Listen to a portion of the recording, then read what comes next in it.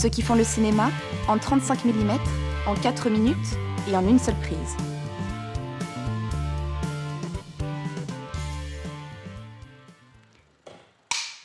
Bonjour, je voudrais vous présenter Mathias Boucard, le chef opérateur avec qui je travaille et avec qui on a fait beaucoup de films publicitaires et on commence donc à faire de la fiction depuis 1 an. Eh bien, je t'en remercie, Julien. C'est un plaisir. Alors parlons un peu de ma vision de l'image, en sachant qu'a priori, venant de la publicité, je suis quelqu'un qui aime l'image profondément, mais qui en même temps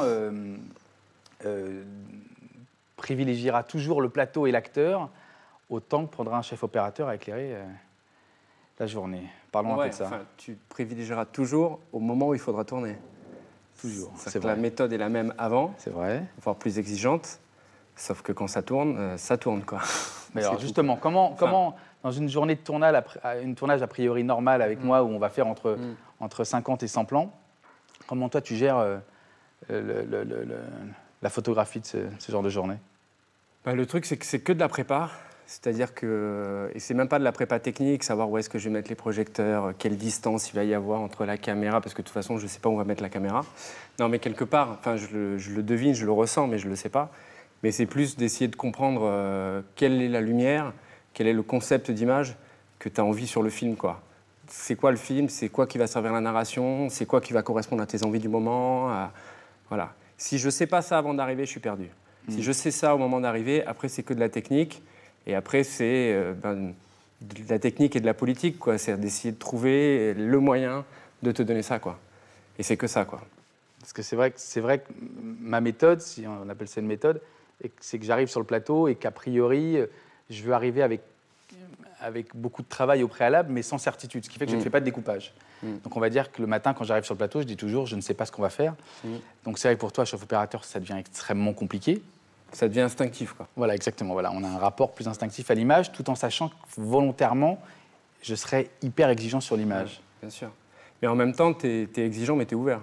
C'est vrai. C'est dans ce sens-là. C'est-à-dire que tu veux un certain type de lumière, mais tu n'es pas bloqué, par exemple, sur une couleur ou bloqué sur rien. Tu es toujours exigeant sur l'image dans sa globalité et l'image que tu veux pour le film, mais jamais de manière tellement précise que ça va me bloquer. Parce que c'est souvent ça le problème. Quand plus tu veux quelque chose de précis, parfois il faudra prendre plus de temps parce que c'est précis. Toi, ce que tu veux, c'est que le ressenti, le ressenti de l'image, qui en général aide les films à narration des acteurs, on est celui-là. Après, qu'on soit plus ou moins à contre-jour, plus ou moins de lumière de côté, plus ou moins de lumière de face, ça c'est de la cuisine, quoi. Enfin, c'est le moment, c'est les idées que j'aurai au moment. Voilà. Après, moi, l'avantage que j'ai quand je travaille avec toi, c'est qu'ok, tu as cette technique-là, tu as envie que ce soit dans l'énergie, mais en même temps, tu cadres. Ouais. Il y a souvent 2 caméras, donc moi, je ne m'ennuie pas, je ne suis pas frustré, mais tu cadres. Donc, tu sais ce que c'est que cadrer, tu sais ce que c'est que cadrer de la lumière, et tu ne me mets jamais en difficulté, en fait. Donc, voilà, quoi. C'est pour ça que c'est possible de faire 50-100 plans dans la journée, même à 2 caméras, quoi.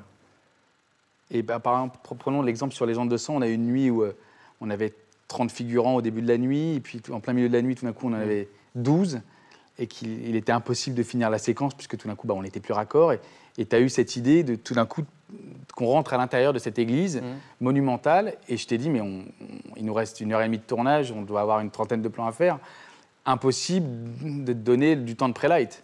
Et ce jour-là, tu m'as dit, pas besoin de pré-lighter, puisqu'en fait, en gros, on va éclairer avec les torches.